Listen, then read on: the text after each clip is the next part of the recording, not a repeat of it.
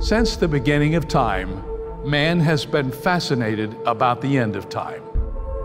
Perhaps more mysterious to us than the story of how this world came to be is the story of how this world will one day cease to be. Travel through the Bible to its last book, the book of Revelation, and we find this riveting story in brilliant detail, played out through the lives of some intriguing characters cast in pivotal roles in the end times drama. Their actions jump from the pages. Their voices cry out to us from the future. And their lives give us pause, yet hope. So, through whose lives is the story of the end of this world told? The agents of the apocalypse.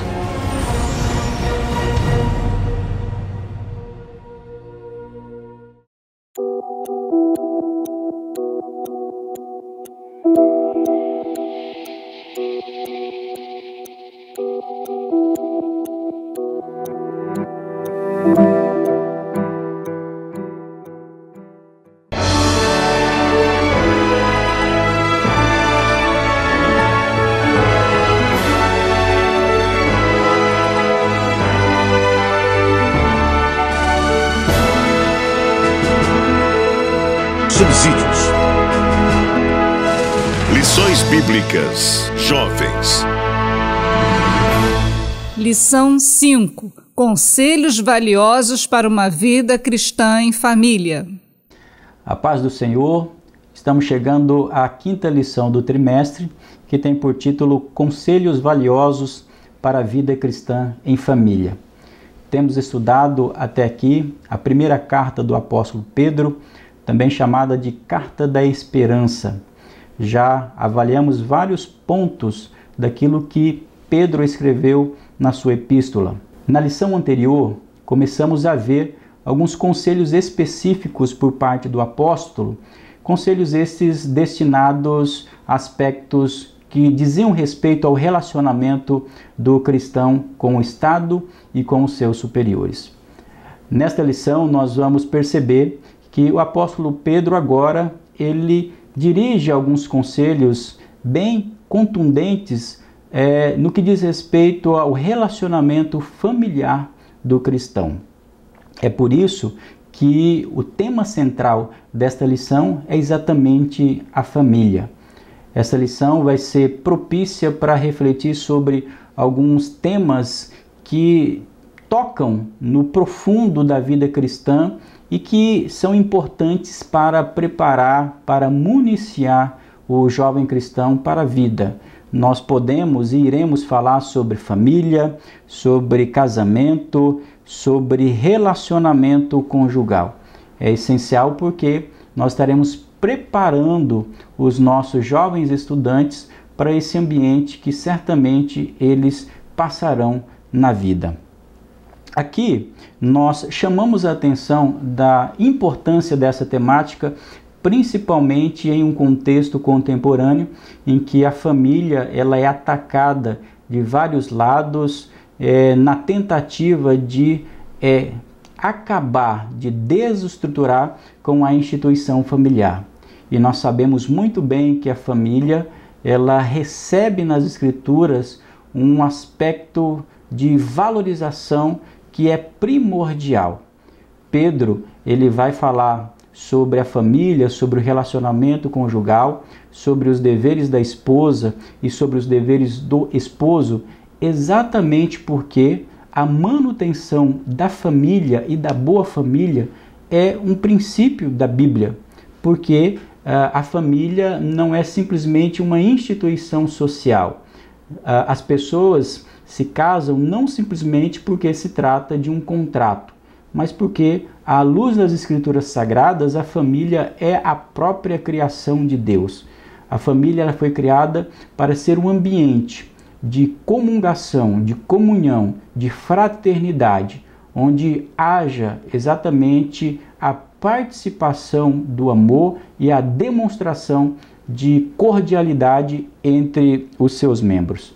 Mas para que a família seja bênção e não maldição, para que a família seja devidamente estruturada, principalmente uma família, é importante que os cônjuges, a esposa e o esposo, saibam cada qual os seus papéis e possam, de fato, valorizar o outro e também entender a sua responsabilidade dentro do lar. Muitos dos casamentos, muitas das famílias da atualidade, elas são desestruturadas exatamente porque falta-lhes esse aspecto de valorização dos respectivos deveres dos cônjuges, seja do esposo ou da esposa.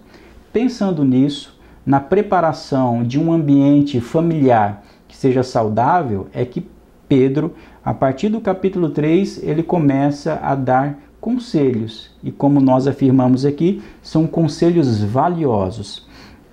Pedro começa, primeiramente, o seu aconselhamento direcionando algumas palavras para a mulher. Nós vamos perceber que depois Pedro vai fazer o mesmo em relação ao homem, porque isso é importante exatamente porque cada um dos entes que compõem essa estrutura familiar tem a sua respectiva responsabilidade. Observe que no capítulo 3 e no versículo 1, Pedro diz da seguinte maneira: semelhantemente, vós mulheres, sede sujeitas ao vosso próprio marido, para que também, se algum não obedece à palavra pelo procedimento de sua mulher, seja ganho sem palavra.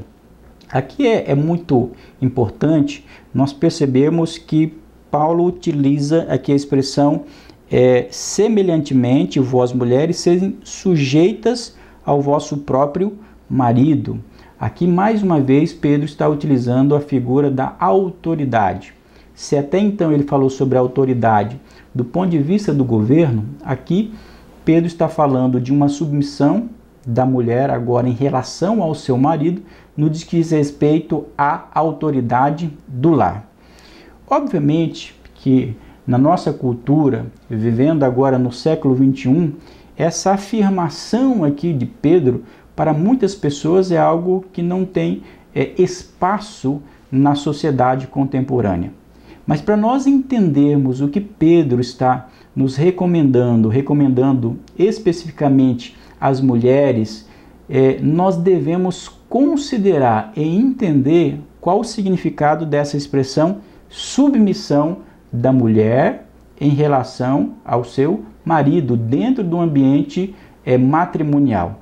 Primeiramente, nós devemos entender que essa submissão a que Pedro se refere não é uma submissão cega, pela qual a esposa deva se colocar numa situação de servidão ao seu cônjuge. Não é exatamente isso que a Bíblia está falando aqui. A Bíblia está falando de uma submissão da esposa porque o homem recebeu a autoridade. A Bíblia diz que ele é a cabeça do lar, é ele quem estabelece esse princípio da liderança da família. A submissão da mulher em relação ao seu esposo diz respeito exatamente a essa situação orgânica dentro do ambiente familiar. É claro que essa submissão, ela é uma submissão inteligente, é uma submissão sábia, dentro de um ambiente de amor, de fraternidade que deve existir entre o esposo e a sua esposa. Um outro ponto importante que devemos extrair aqui dessa afirmação é que submissão não sugere que as mulheres sejam menores, tenham depreciação em relação aos homens. Em nenhum momento a Bíblia está se referindo dessa maneira. Muito pelo contrário. Nós vamos entender, tanto à luz das Escrituras, mas na história da tradição cristã, que o cristianismo, a fé cristã, sempre deu um alto valor de dignidade às mulheres. Em outras religiões, em vários contextos em que as mulheres eram depreciadas e desvalorizadas, contrário a isso, o cristianismo sempre valorizou a posição na mulher como sendo digna do mesmo respeito e da mesma honra que o homem. nós percebemos isso quando Paulo vai escrever na carta aos Gálatas, no capítulo 3 e o versículo 28, quando ele diz que nós somos um em Cristo Jesus. Portanto, a situação de uma mulher casada, de submissão ao seu esposo dentro do ambiente familiar, não deve ser encarado como algo que lhe retira a sua humanidade e a sua condição de imagem de Deus. Muito pelo contrário, é uma situação de posição orgânica dentro do casamento que foi estabelecido e que foi criado por Deus. Acho interessante a frase da Judith Kemp, quando ela esclarece que a submissão significa o quê? Significa render uma obediência inteligente e humilde a alguém que tenha sido investido de poder por Deus. Dentro do ambiente familiar, foi o homem quem foi investido da parte de Deus desta autoridade.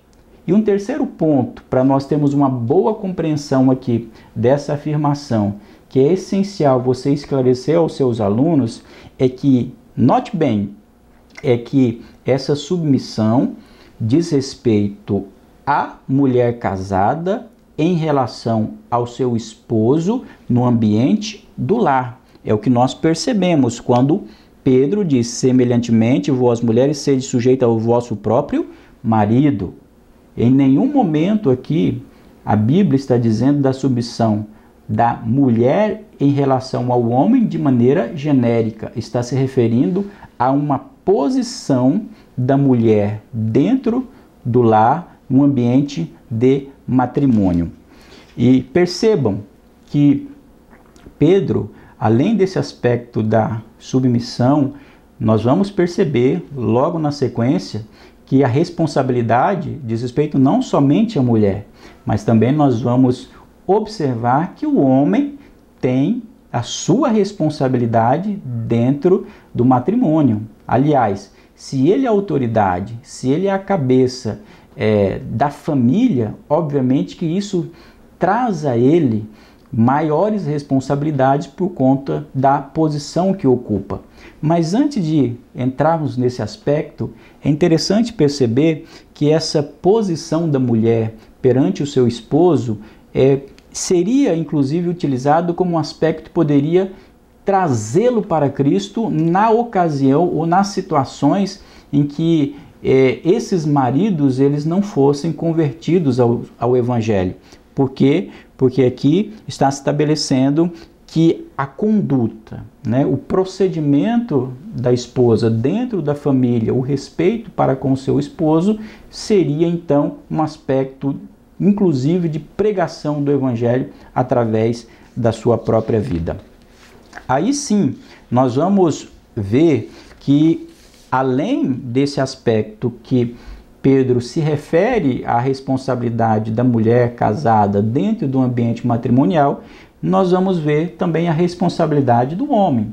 Lá no versículo 7 diz assim: igualmente, dizendo o seguinte: olha, assim como a esposa tem as suas responsabilidades no matrimônio, maridos, igualmente, vocês têm as suas responsabilidades. Aí diz Pedro: coabitai com ela com entendimento, dando honra à mulher como vaso mais fraco, como sendo vós os seus cordeiros da graça da vida, para que não sejam impedidas as vossas orações.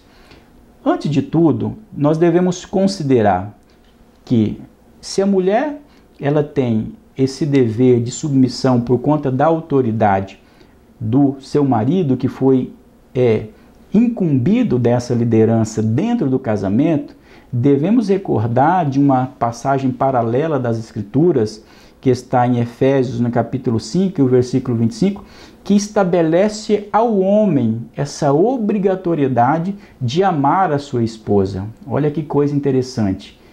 O homem tem essa responsabilidade de amar a sua esposa como Cristo amou a igreja. Então, não há no ambiente familiar um desnível, muito pelo contrário. Existem responsabilidades, cada qual observando a sua posição dentro dessa estrutura familiar que fora criada por Deus. E aqui Pedro vai dar ou vai repassar aos maridos algumas responsabilidades. Primeiro ele fala que os maridos devem coabitar com as mulheres com entendimento. Isso aqui diz respeito ao quê? Diz respeito à vida em família. Diz respeito ao trato do homem em relação à sua esposa, no sentido de respeitar, de ter uma vida em que haja diálogo no ambiente familiar. É nesse sentido que Pedro está se referindo. Aqui nós vamos também extrair um outro ensinamento, que o esposo cristão ele é instado a tratar a sua mulher com consideração e respeito, quando ele diz com entendimento, dando honra à sua mulher. É importante que o jovem, e nesse caso o jovem crente, ele já olhe para a instituição familiar, já que o jovem está muito próximo ao casamento, uma faixa etária que está pensando no casamento.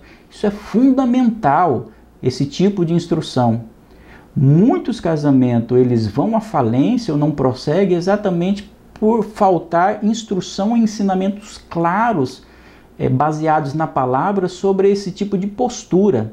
Então o homem, o que tem essa incumbência, e nesse caso o jovem, deve entender a responsabilidade que Deus está atribuindo ao esposo dentro do ambiente familiar, para dizer o seguinte: havendo casamento, olha só o grau de responsabilidade que tem o esposo para com a sua esposa. E quando ele diz aqui de honrar, ele está falando no sentido de amar, de considerar, para entender aquilo que a Bíblia deu a missão da mulher de ser a sua ajudadora. A mulher é ajudadora, por um lado, mas o homem, ele tem essa obrigação de ter consideração e também respeito. E um outro ensinamento que nós extraímos aqui dessa afirmação de Pedro é que o marido cristão ele precisa considerar as características femininas, a sua condição física e até mesmo emocional. Porque veja que Pedro diz aqui, como vaso mais fraco. Aqui Pedro não está desmerecendo as mulheres. Não é isso que Pedro está falando aqui. Pedro está considerando aqui, recomendando aos maridos no seguinte sentido: olhe, assim como uma pessoa cuida com mais cuidado, com mais esmero de um vaso de porcelana, assim também o seu marido ou o marido deve tratar com carinho, com cuidado a sua esposa por conta das suas condições peculiares à natureza feminina. Isso daqui é muito bonito, é muito belo, na medida que Deus está estabelecendo dentro do ambiente do lar, para que ele seja duradouro, para que seja um matrimônio abençoado, estabelecendo as responsabilidades conjugais. É essencial nós prepararmos a nossa juventude para esse tipo de assunto, porque havendo esse preparo, havendo essa conscientização das Escrituras, certamente a juventude vai poder tomar uma melhor decisão em relação ao casamento. O casamento é coisa muito séria. Muitos acabam tomando uma decisão precipitada em relação ao casamento, sem antes fazer um preparo, ter uma reflexão profunda, uma boa escolha em relação ao seu cônjuge. Uma lição dessa natureza é crucial para a nossa juventude. É o momento que você tem para dialogar, tirar as dúvidas dos seus alunos, ouça-os acerca das inquietações, dos questionamentos acerca da família, porque isso vai contribuir para que você dê uma aula com qualidade. E é isso daí, eu espero que seja uma aula rica de diálogo, de conteúdo, que você possa conduzir esse ensinamento inspirado pelo Espírito Santo de Deus. Que Deus te abençoe, que Deus abençoe os seus alunos e abençoe a tua aula.